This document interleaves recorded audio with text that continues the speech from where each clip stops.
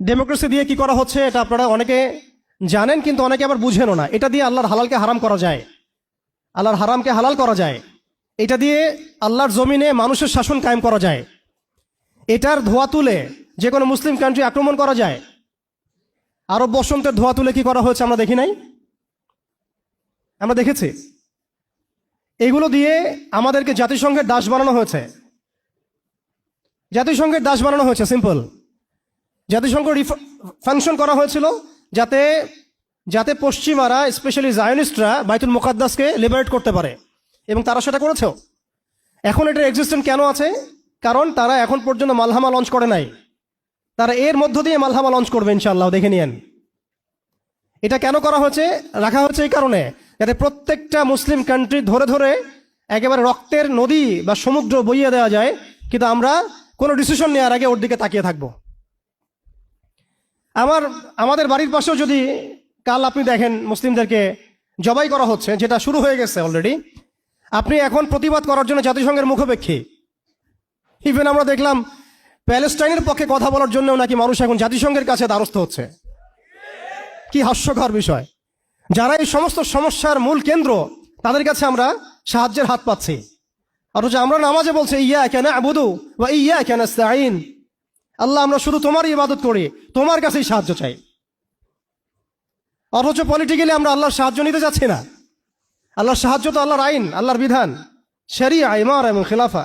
ভাই, কথা বলতে গেলে রাত শেষ হয়ে যাবে আর কি আজকে। এখন আপনাদের ধৈর্য যদি ঘটাবো না। এখন কথা হচ্ছে, এই একটা তন্ত্র আমাদেরকে এমনভাবে নেক্সট স্রোতে ধোকা খাওয়াচ্ছে যে এই তন্ত্রের বেড়াজালে যারাই পড়েছে তারাই কখনো আর খিলাফা কনসেপ্টের দিকে আসতে পারে নাই, কখনো পসিবল হয় নাই।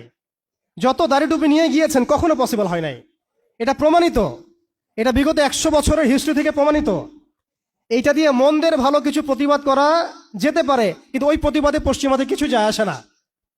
আপনি 1 কোটি মানুষকে দিয়ে মার্চ ফর গাজা করেন, কিচ্ছু যায় আসে না, ওদের কিচ্ছু যায় আসে না। অনেস্টলি স্পিকিং, ওদের জুলুমের চামড়া এত মোটা যে ওরা একটা হলের মধ্যে বসে থাকা 1000টা শিশু, একটা স্কুলে পড়তে যাওয়া 1000টা বাচ্চা, একটা হাসপাতালে চিকিৎসা নিতে যাওয়া 1000টা বাচ্চাকে একটা বোমে মিসাইল উড়াই দিবে, কিছু যায় আসে না ওদের।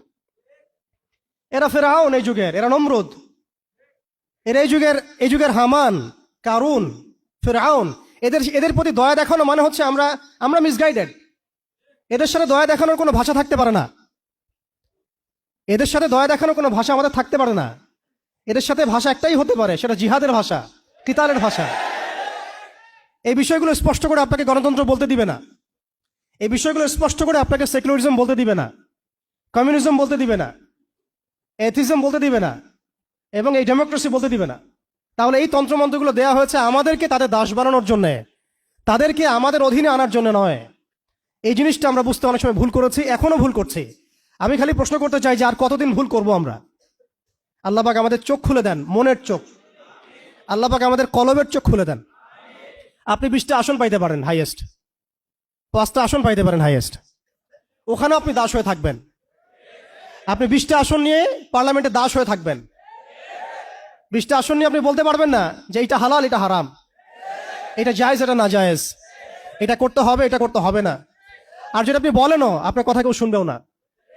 কারণ মেজরিটি শুড বি গ্রান্টেড, তাদের মূল নীতি হচ্ছে এটা, সংখ্যাগরিষ্ঠ মানুষ যা বলবে তাই হক। আগামীকাল সংখ্যাগরিষ্ঠ মানুষ বাংলাদেশে বলবে নাউযুবিল্লাহি মিন যালিক, যে এই বিবাহিত ধর্ষণের বিচার করা হোক, নাউযুবিল্লাহ, আর এই পতিতালয়ে গিয়ে সময় কাটানো, নাউযুবিল্লাহি মিন যালিক, এটাকে প্রমোট করা হোক, শ্রমিকের অধিকার দেওয়া হোক। আগামীকাল মানুষ বলবে এলজিবিটি লাইসেন্স দেওয়া হোক। আগামীকাল মানুষ বলবে ট্রান্সজেন্ডারকে বাধ্যতামূলক করা হোক, আইন করা হোক। আপনি 20টা আসন নিয়ে কিচ্ছু করতে পারবেন না, বিকজ এই সিস্টেমটা দাঁড়িয়ে আছে এমন একটা বালির ঢিবির উপরে, যার উপরে কোনো ঘোড়া দাঁড়াতে পারে না। এই সিস্টেমটা দাঁড়িয়ে আছে এমন একটা ভঙ্গুর মাটির উপরে, যার উপরে আপনি কোনো প্রাসাদ নির্মাণ করা সম্ভব নয়। মাটিটাই তো ভঙ্গুর। তো এই আদর্শিক এই মতবাদগুলো দিয়ে তারা আমাদের খিলাফাটাকে ডিস্ট্রয় করে দিয়েছিল। আজকে থেকে 100 বছর হয়ে গেছে। আজকে 100 বছর পরে এসে আমি এগুলো নিয়ে কথা বলছি, আমরা এগুলো নিয়ে কথা বলছি। তো মাশাআল্লাহ, এটা ভালো।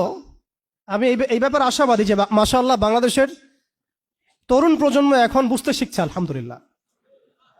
এবং আমরা যদি এভাবে দাওয়াতের মেহনত অব্যাহত রাখতে পারি ইনশাআল্লাহ তাআলা অন্যদের 20 বছর লাগলে আমাদের 2 বছর লাগবে ইনশাআল্লাহ।